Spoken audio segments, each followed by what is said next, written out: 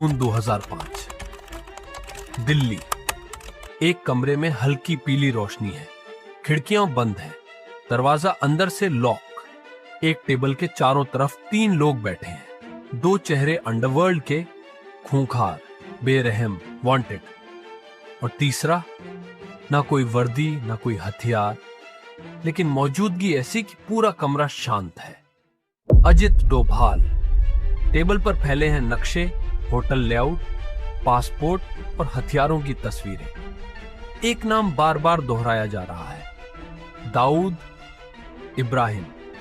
लेकिन तभी दरवाजा तोड़ा जाता है, हथियार बंद मुंबई पुलिस कमरे में घुसती है। और उसी पल भारत के इतिहास का सबसे गुप्त ऑपरेशन बिखर जाता है। कहानी शुरू होती है 1993 से। मुंबई, मारे गए 750 से ज्यादा घायल, पूरा देश सदमे में था। इन धमाकों का मास्टरमाइंड दाऊद इब्राहिम।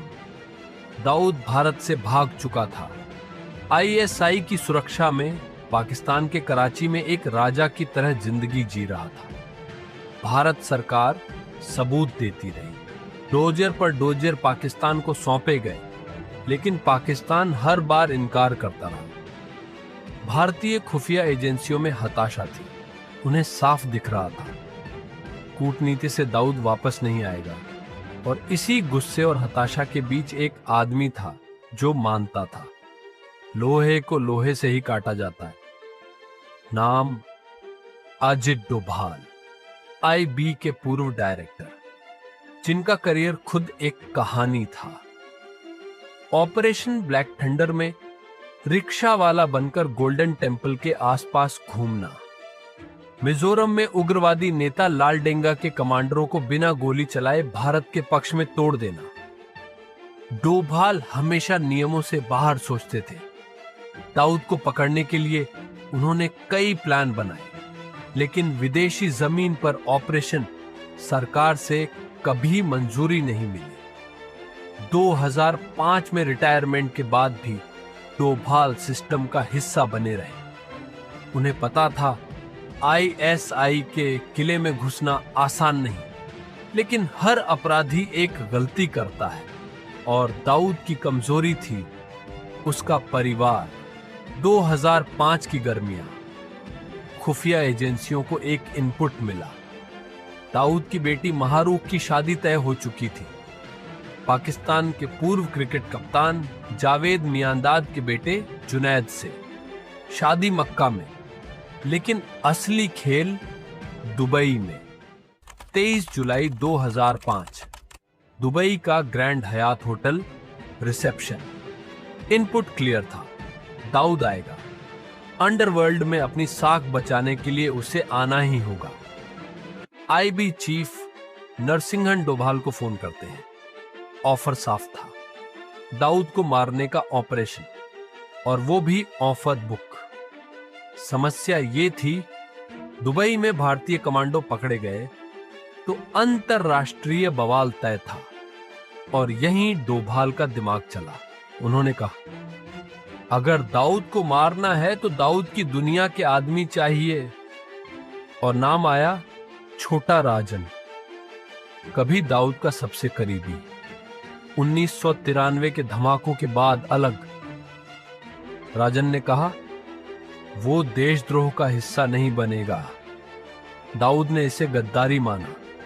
2000 में बैंकॉक में पिज्जा डिलीवरी बॉय बनकर आए शूटरों ने राजन को गोलियों से छलनी कर दिया, लेकिन राजन बच गया।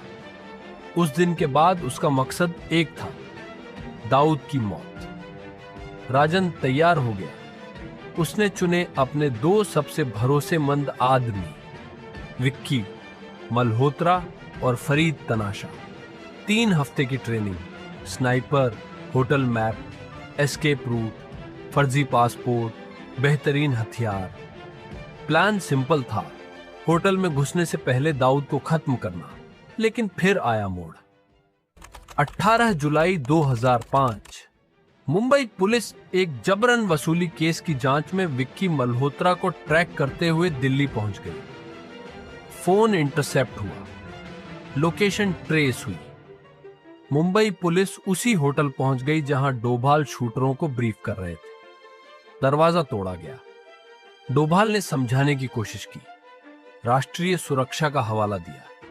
मीरा बोरवणकर से बात हुई, आईबी से कंफर्मेशन मांगा गया, लेकिन ऑपरेशन इतना सीक्रेट था कि डिनाई कर दिया गया। मुंबई पुलिस ने विक्की और फरीद को गिरफ्तार कर लिया।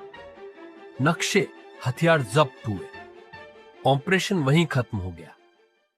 23 जुलाई 2005 दुबई में रिसेप्शन हुआ। दाऊद आया, जिंदा। इसके बाद दो थ्योरी सामने आई। मीरा बोरवणकर, उन्हें ऑपरेशन की जानकारी नहीं थी। पूर्व गृह सचिव आर के सिंह, कुछ पुलिस अधिकारी दाऊद के पैरोल पर थे। डोभाल, पूरी तरह इनकार। इसके बाद 2013 में रॉ का एक और प्लान, नाम सुपरबॉय। 9 गनमैन पाकिस्तान भेजे गए।